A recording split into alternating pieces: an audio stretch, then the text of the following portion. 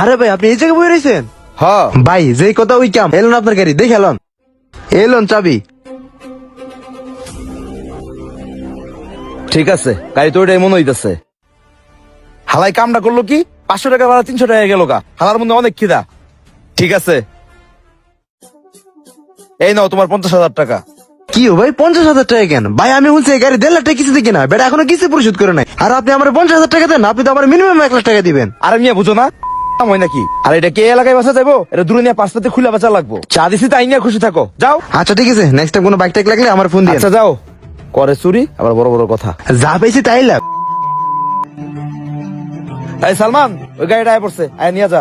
আমি চুতলার মোড়ে আছি, দেখি এবার কেমনে কম টাকায় টিপ মারস।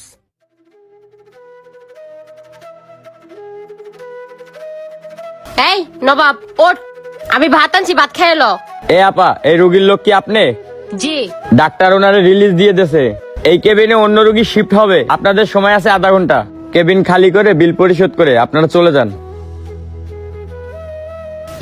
ওই টাকাগুলো দে, হাসপাতালের বিল দিতে হইব।